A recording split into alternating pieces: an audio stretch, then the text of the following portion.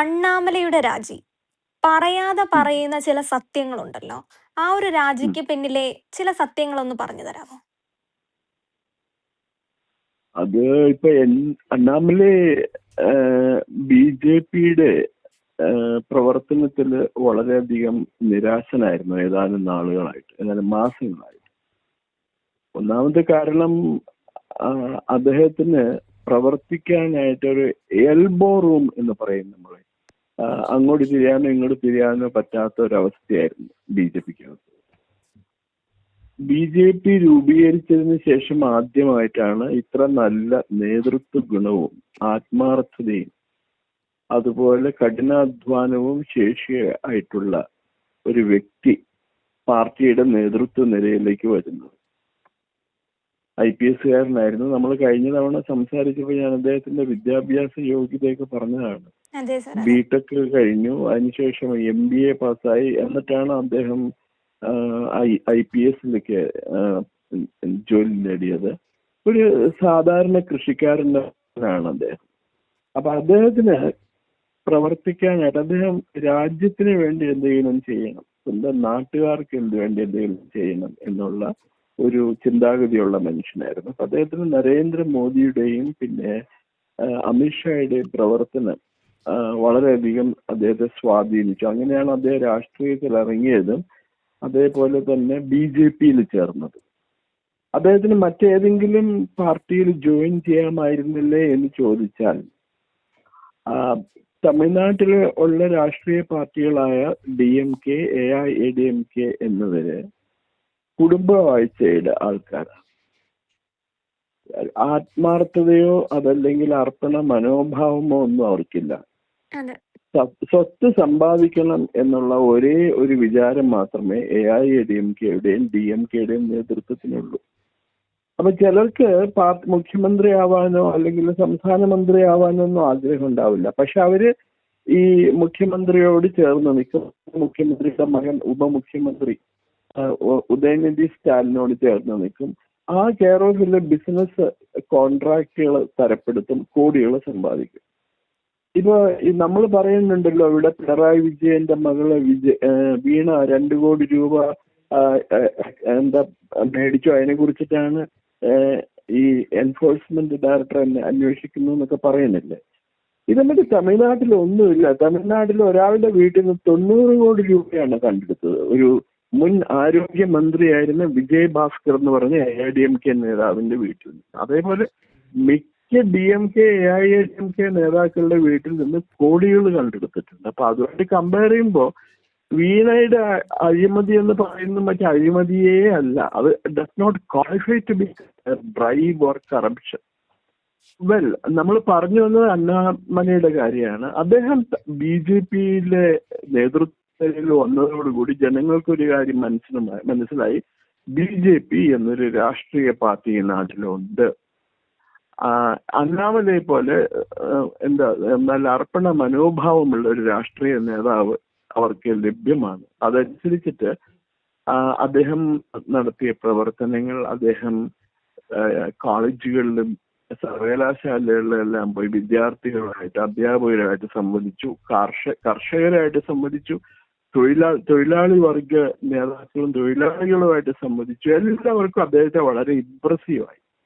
പക്ഷേ 2026 നിയമസഭാ തെരഞ്ഞെടുപ്പ് വന്നപ്പോൾ അദ്ദേഹത്തെ മാറ്റി നിർത്തിക്കൊണ്ടാണ് BJP ഈ സഖ്യം ഉണ്ടാക്കിയെന്ന് പറഞ്ഞാൽ അത് നമ്മുടെ ഇപ്പൊ സതീശനെ മുഖ്യമന്ത്രിയാക്കാൻ വേണ്ടി മുസ്ലിം ലീഗ് കടുംപിടുത്തം പിടിച്ച പോലെയായിരുന്നു AIADMK അണ്ണാമലയെ BJP-യുടെ പ്രസിഡന്റ് സ്ഥാനത്ത് നിന്ന് മാറ്റണമെന്നും അദ്ദേഹത്തെ ചർച്ചകളിലൊന്നും പങ്കെടുപ്പിക്കരുതെന്നും ആവശ്യം ഉന്നയിച്ചത്.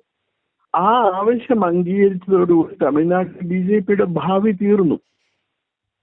11-12% വോട്ടുണ്ടായിരുന്നു അവർക്ക് 2024 ലോക്സഭാ തെരഞ്ഞെടുപ്പിൽ. ഒന്നും ഈ പറഞ്ഞ പോലെ സീറ്റായിട്ട് മാറിയില്ല. പക്ഷെ ഇതുവരെ BJP നേടിയ ഇൻഡിവിജ്വലായിട്ട് നേടിയ വോട്ടിംഗ് ശതമാനത്തിൽ ഏറ്റവും കൂടുതലായിരുന്നു അണ്ണാമലയുടെ നേതൃത്വത്തിൽ അവർ ജയിച്ചത്.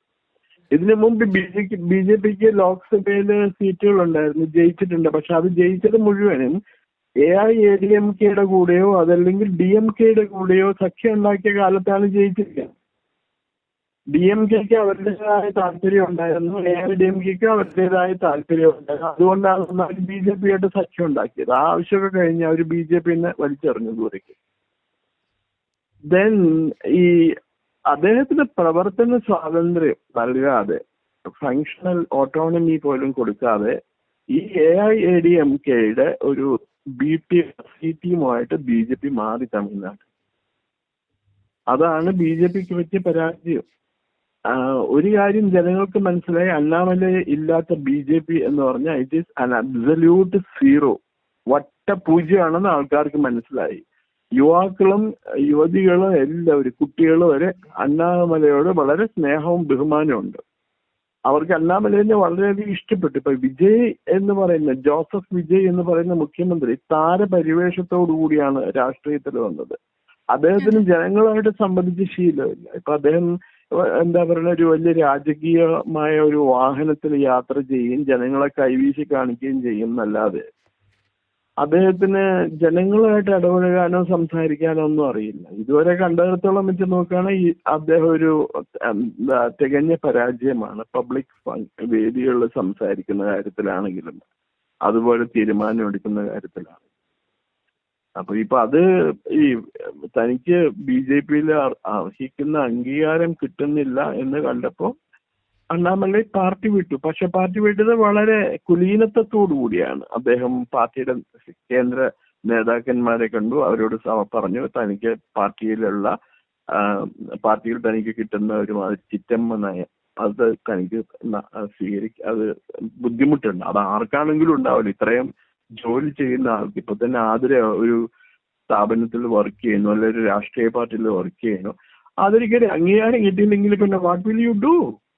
You will quit the party or you will get the establishment. അല്ലേ, അതല്ലേ മനുഷ്യ സഹജമല്ല. അതിന് നമുക്ക് അദ്ദേഹം ദൈവമൊന്നും അല്ലല്ലോ അണ്ണാമല. ഏതായാലും മനുഷ്യ സഹജമായ ആഗ്രഹങ്ങളെല്ലാം ഉണ്ട്.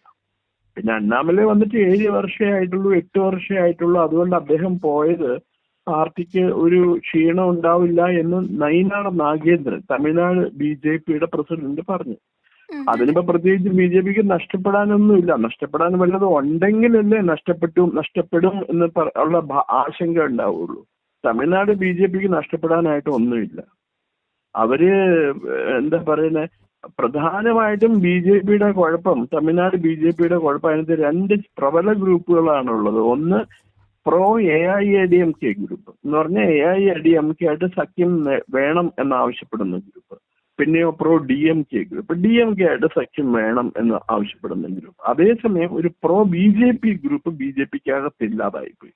BJP എന്ന രാഷ്ട്രീയ പാർട്ടി സംസ്ഥാനത്ത് വളർന്ന് പന്തലിക്കണം, അത് അധികാരത്തിലെത്തണം എന്ന ആഗ്രഹമുള്ള ഒരൊറ്റ നേതാവ് പോലും, അല്ലെങ്കിൽ ഒരൊറ്റ കാര്യകർത്താവ് പോലും തമിഴ്നാട്ടിലില്ല എന്നുള്ളത് ഒരു നഗ്ന യാഥാർത്ഥ്യമാണ്. അത് വളരെ ദുഃഖസത്യവുമായി അവശേഷിക്കുന്നു. അപ്പൊ ഇങ്ങനെയുള്ള സാഹചര്യത്തില് അണ്ണാമലൈ BJPക്ക് പുറത്തു പോകുന്നത് അദ്ദേഹത്തിന് നല്ലതാണ്. പക്ഷെ അദ്ദേഹം ആരെയും മോശമായിട്ട് പറഞ്ഞിട്ടില്ല. പിന്നെ ഒരു വിഭാഗം പത്രക്കാർക്ക് BJP അണ്ണാമലൈനെ എങ്ങനെയെങ്കിലും അടർത്തിയെടുക്കണം എന്ന് വലിയ ആഗ്രഹം ഉണ്ടായിരുന്നു.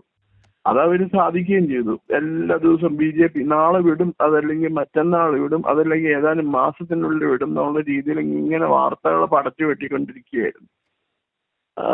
ഇപ്പൊ ഏതായാലും ഇന്നിപ്പോ ഫൈനലായിട്ട് അതുമായിട്ട് ബന്ധപ്പെട്ട് തീരുമാനം വന്നു. പാർട്ടിയുടെ സംഘടനാ സെക്രട്ടറി അരുൺ സിംഗ് എന്റെ ലെറ്റർ വന്നിട്ടുണ്ട്. അദ്ദേഹത്തെ BJPയിൽ നിന്ന് അണ്ണാമലൈ രാജിവെച്ചു, രാജി ഞങ്ങൾ സ്വീകരിക്കുന്നു എന്ന് പറഞ്ഞിട്ട് എഴുതുന്നു. പക്ഷെ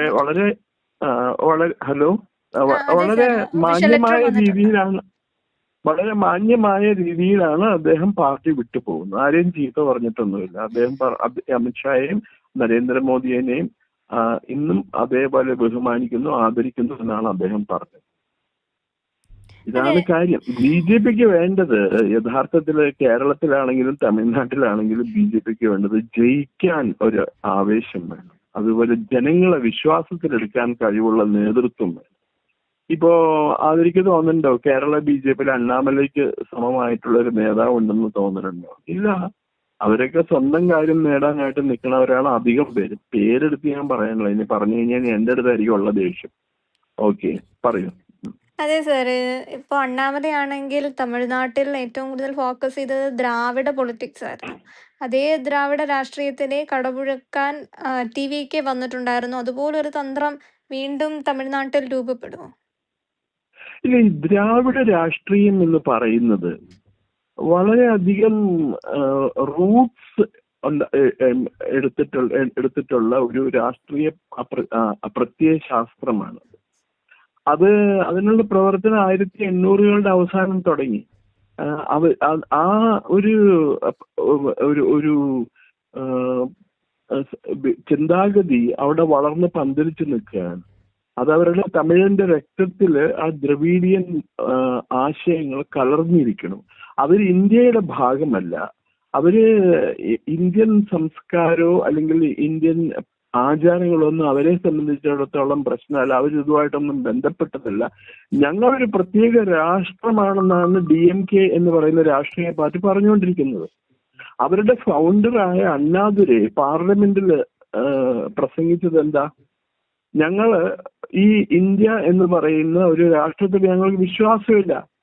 ഒരവസരം വന്നാൽ ഞങ്ങളൊരു ദ്രവീഡിയൻ നാട് ഞങ്ങൾ രൂപീകരിക്കും എന്ന്, ഞങ്ങളൊരു പ്രത്യേക രാഷ്ട്രം രൂപീകരിക്കും എന്നാണ് അണ്ണാദുരൈ പറഞ്ഞത്. പിന്നെ ഇപ്പൊ അവരത് പരസ്യമായിട്ട് പറയാത്ത കാരണം ഒരു ഭരണഘടനാ ഭേദഗതി കൊണ്ടുവന്നു. അതായത് ഇന്ത്യ എന്ന് പറയുന്ന രാജ്യത്തിന്റെ യൂണിറ്റിയിലും ഇന്റഗ്രിറ്റിയിലും സോവറിനിറ്റിയിലും വിശ്വസിക്കാത്തവർക്ക് ഇന്ത്യൻ തെരഞ്ഞെടുപ്പുകളിൽ പങ്കെടുക്കാൻ പറ്റൂല എന്ന് പറഞ്ഞൊരു നിയമം കൊണ്ടുവന്നു. അതോടുകൂടിയാണ് അവര് എന്താണ് പ്രത്യേക ദ്രവീഡിയൻ രാഷ്ട്രം എന്നുള്ള ആശയം ബാക്ക് ബേണറിൽ വെച്ചിരിക്കുന്നത്. അതിപ്പോഴും അവരുടെ ഐഡിയോളജിയിൽ ഉണ്ടെന്നാണ് അവരുടെ പാർട്ടിയുടെ വൺ ഓഫ് ദ ലീഡിങ് ഐഡിയോളജിസ്റ്റ് പറഞ്ഞത്. അത് സ്റ്റാലിൻ വരെ പറഞ്ഞിട്ടുണ്ട്. സ്റ്റാലിൻ ഈറോഡിൽ വെച്ച് 2018 മറ്റ് പ്രസംഗിക്കുമ്പോൾ സ്റ്റാലിൻ പറഞ്ഞതാണ്, ഞങ്ങളുടെ ബുക്കിലുണ്ട്, ഞങ്ങളുടെ memorandum of memorandum of article, അതിനകത്ത് പറഞ്ഞിട്ടുണ്ട് ഞങ്ങളൊരു പ്രത്യേക രാഷ്ട്രക്കാരാണ്, സമയം വരുമ്പോൾ ഞങ്ങളത് ചോദിക്കുമെന്ന് പറഞ്ഞിട്ടുണ്ട്. അപ്പൊ രഹസ്യമായിട്ട് ദ്രവീഡിയൻ രാഷ്ട്രീയ പാർട്ടികളുടെ അജണ്ട എന്ന് പറയുന്നത് തമിഴ്നാടും കേരളത്തിന്റെ കുറച്ച് ഭാഗങ്ങളും കർണാടകത്തിന്റെ കുറച്ച് ഭാഗങ്ങളും ചേർത്ത് ഒരു പ്രത്യേക രാഷ്ട്രം ഉണ്ടാക്കുക. പിന്നെ അതിനെ ശ്രീലങ്കയിലുള്ള നോർത്ത് ഈസ്റ്റ് പ്രോവിൻസ്, ജാഫ്ന, ബറ്റികുളാവ് തുടങ്ങിയ പ്രോവിൻസുമായിട്ട് യോജിപ്പിക്കുക. അങ്ങനെ ഒരു വിശാല ദ്രവീഡിയൻ രാഷ്ട്രം രൂപീകരിക്കുക എന്നുള്ളതാണ് അവരുടെ രഹസ്യ അജണ്ട. അതവർ നടപ്പിലാക്കിക്കൊണ്ടിരിക്കുകയാണ് പതുക്കെ. അതല്ല അവർ ഹിന്ദി നമ്മുടെ ദേശീയ ഭാഷയായിട്ട് പ്രഖ്യാപിച്ചിട്ടുണ്ടെങ്കിൽ, രാഷ്ട്രഭാഷയായിട്ട് പ്രഖ്യാപിച്ചിട്ടുണ്ടെങ്കിൽ കൂടി ഹിന്ദി അവർ അക്സെപ്റ്റ് ചെയ്യാത്ത ഏറ്റവും വലിയ തമാശ, ദക്ഷിൺ ഭാരത് ഹിന്ദി പ്രചാരസഭ തുടങ്ങിയത് തമിഴ്നാട്ടിലാണ്, ചെന്നൈയിലാണ്. അതിന്റെ പ്രസിഡന്റ് ആയിരുന്നത് തുടങ്ങി അന്ന് തൊട്ട് 1948 ജാനുവരി 30 വരെ മഹാത്മാഗാന്ധി ആയിരുന്നു. അദ്ദേഹം എന്താ പറഞ്ഞത്? ഹിന്ദിക്ക് ദേശീയ ഭാഷ, രാഷ്ട്രഭാഷയുടെ സ്ഥാനം നൽകണം, എല്ലാ ജനങ്ങളും ഹിന്ദി പ്രോത്സാഹിപ്പിക്കണം എന്നാണ് പറഞ്ഞത്. അപ്പൊ തമിഴ്നാട്ടിലുമാണ് ഗവൺമെന്റ് സ്കൂളുകളിലൊന്നും ഹിന്ദി പഠിപ്പിക്കാത്ത ഏക സംസ്ഥാനം തമിഴ്നാടാണ്. ബാക്കി എല്ലാ സംസ്ഥാനങ്ങളിലും ഹിന്ദി പഠിപ്പിക്കുന്നുണ്ട്. അപ്പൊ ഇങ്ങനെ ജനങ്ങളെ മെയിൻ സ്ട്രീം ഭാരതീയതയിൽ നിന്നും അകറ്റിക്കൊണ്ടുപോകുന്ന ഒരു രാഷ്ട്രീയ പ്രസ്ഥാനമാണ് DMK. അത് മാത്രമല്ല, ജസ്റ്റിസ് പാർട്ടി എന്ന് പറയുന്ന ഒരു പ്രസ്ഥാനം ഉണ്ടായിരുന്നു തമിഴ്നാട്ടിൽ. കേട്ടിട്ടുണ്ടോ ജസ്റ്റിസ് പാർട്ടിയെ കുറിച്ചിട്ട്? ഈ ജസ്റ്റിസ് പാർട്ടിയുടെ നേതാക്കന്മാർ 1919 ജാലിയൻ വാലാബാഗ് കൂട്ടക്കൊലയെ ന്യായീകരിച്ചവരാണ്. ജനറൽ ഡയറിനെ അഭിനന്ദിച്ചവരാണ്. അവരുടെ നേതാക്കന്മാരായിരുന്നു ഒരു ത്യാഗരാജ ചെട്ടിയാർ എന്ന് പറഞ്ഞ അന്നുണ്ടായിരുന്നു, പിറ്റിറ്റ് ത്യാഗരാജ ചെട്ടിയാർ, പിന്നെ ഒരു ഡോക്ടർ നായർ എന്നൊക്കെ പറഞ്ഞു. ഇവരുടെയൊക്കെ പേരിലുള്ള സ്മാരകങ്ങൾ ഇപ്പോഴും ഉണ്ട്. ഈ ടി നഗർ എന്ന് പറയാറില്ലേ, ത്യാഗരാജ നഗർ തമിഴ്നാട്ടിൽ. അത് ആ ജനറൽ ഡയറെ അപ്രീഷിയേറ്റ് ചെയ്ത വ്യക്തിയാണ്. ജനറൽ ഡയറിന് പ്രത്യേക ആശംസകളും അഭിനന്ദനങ്ങളും അയച്ച ആളാണ് ഈ ത്യാഗരാജ ചെട്ടിയാർ. അതേപോലെ ഒരു ഡോക്ടർ നായർ. ഇവരൊക്കെയാണ് ജസ്റ്റിസ് പാർട്ടിയുടെ ഉപജ്ഞാതാക്കൾ. പിന്നെ അത് കാലക്രമേണ അത് ഓരോന്ന് ഡിസൻറ്റിഗ്രേറ്റ് ചെയ്ത് വന്ന് ദ്രാവിഡ കഴകമായി, ദ്രാവിഡ കഴകം കഴിഞ്ഞ് ദ്രാവിഡ മുന്നേറ്റ കഴകമായി. അതൊക്കെയാണ്. പക്ഷെ ഇവരുടെയൊക്കെ ഐഡിയോളജി ഒന്ന് തന്നെയാണ്. പ്രത്യയശാസ്ത്രം അവർക്ക് ഉണ്ടെങ്കിൽ അത് ഒന്ന് തന്നെയാണ്. ഇപ്പൊ പ്രത്യയശാസ്ത്രം എന്ന് പറയുന്നത് എങ്ങനെയെങ്കിലും കാശുണ്ടാക്കുക എന്നുള്ളതാണ്. ഈ ഹിന്ദി പാട്ടില്ലേ മെഹമ്മൂദിന്റെ സിനിമാ പാട്ടുണ്ടല്ലോ, ബാപ് ബിടാന ഭയ്യ, the whole thing is that ഭയ്യ സബ്സെ ബിടാ റുപ്പയ്യ. അച്ഛനുമില്ല, അമ്മയില്ല, ചേച്ചിയുമില്ല, ചേട്ടനുമില്ല, മക്കളുമില്ല, എല്ലാം എന്താണ്? സമ്പത്താണ്. അതാണ് ആ പാട്ടിന്റെ ഒരു തമാശയ്ക്ക് പാടിയ പാട്ടാണെങ്കിൽ DMKക്കും AIADMKക്കും ഏറ്റവും കൂടുതൽ യോജിക്കുന്ന ഒരു അവതരണ ഗാനമോ അല്ലെങ്കിൽ അവരുടെ ദേശീയ ഗാനമായിട്ട് അവർ സ്വീകരിക്കുന്നതാണ്. അവര് കാരണം എന്ത് പറ്റുന്ന വെച്ചാൽ BJP വളരാൻ അവർ സമ്മതിക്കില്ല. കാരണം BJP വളർന്ന് അവരുടെ കച്ചവടം തീരും. മനസ്സിലായത്? ഇപ്പൊ കോൺഗ്രസിന് എന്താ പറ്റിയത്? കോൺഗ്രസിന് 1967 ഇന്നവരെ അധികാരത്തിൽ വരാൻ പറ്റില്ല. ഇപ്പൊ വിജയുടെ തോളത്ത് കയറി, ജോസഫ് വിജയുടെ തോളത്ത് കയറി എന്നിട്ടാണ് ഒരു മന്ത്രിസ്ഥാനോ 2 മന്ത്രിസ്ഥാനമായിട്ട് കിട്ടിയേക്കുന്നത്. അവർ തെരഞ്ഞെടുപ്പിൽ ജയിച്ചെങ്ങനെയാണ്? DMKയുടെ വോട്ടുകൊണ്ട്. DMK ഇല്ലാണ്ട് അവർ ജയിക്കില്ല. കാരണം 2014 ലോക്സഭാ തെരഞ്ഞെടുപ്പില് അവർക്ക് കിട്ടിയത് വെറും 3% വോട്ടാണ് അവർക്ക് കിട്ടിയത്. ഒറ്റയ്ക്ക് മത്സരിച്ചിട്ട് ഒരു സീറ്റ് കിട്ടിയില്ല. കെട്ടിവെച്ചവരുടെ എല്ലാവരുടെയും കെട്ടിവെച്ച പണം നഷ്ടപ്പെട്ടു കോൺഗ്രസ് സ്ഥാനാർത്ഥികളുടെ. ഇതാണ് കാര്യം. അപ്പൊ ഈ അണ്ണാമലൈ BJP വിട്ടിട്ടുണ്ടെങ്കിൽ നല്ലത്. പക്ഷെ അദ്ദേഹം രാഷ്ട്രീയ പാർട്ടി തുടങ്ങുമെന്ന് പറഞ്ഞിട്ടില്ല. ഒരു നമ്മൾ നേരത്തെ സംസാരിച്ചിരുന്നു, ഒരു മൂവ്മെന്റ് തുടങ്ങി. ആ മൂവ്മെന്റ് വഴി ദേശീയതയെ കുറിച്ചും ഇന്ത്യ എന്ന മഹാരാജ്യത്തിന്റെ പാരമ്പര്യത്തെ കുറിച്ചും ട്രഡീഷനെ കുറിച്ചും എല്ലാം അദ്ദേഹം ഈ യുവ ജനങ്ങൾക്കും വിദ്യാർത്ഥികൾക്കും പരിശീലനം നൽകും എന്നാണ് അദ്ദേഹം പറഞ്ഞിരിക്കുന്നത്. പിന്നെ തെരഞ്ഞെടുപ്പിൽ മത്സരിക്കും, അതൊക്കെ പിന്നെ ഏത് രാഷ്ട്രീയ പ്രസ്ഥാനമാണെങ്കിലും തെരഞ്ഞെടുപ്പിൽ മത്സരിക്കില്ലേ? ഇവരാരും മഹാത്മാഗാന്ധി അല്ലല്ലോ. ഈ പറയുന്ന അണ്ണാമല ഉൾപ്പെടെയുള്ള ഒരു അധികാരം വേണ്ട, ഞാൻ ഇങ്ങനെ മുനീനെ പോലെ എവിടെയെങ്കിലും ഇരുന്നോളൂ എന്ന് പറയാനായിട്ട്. Annamalai is different, Anna Hazare is different അല്ലേ? അതല്ലേ നമ്മൾ കാണുന്നത്.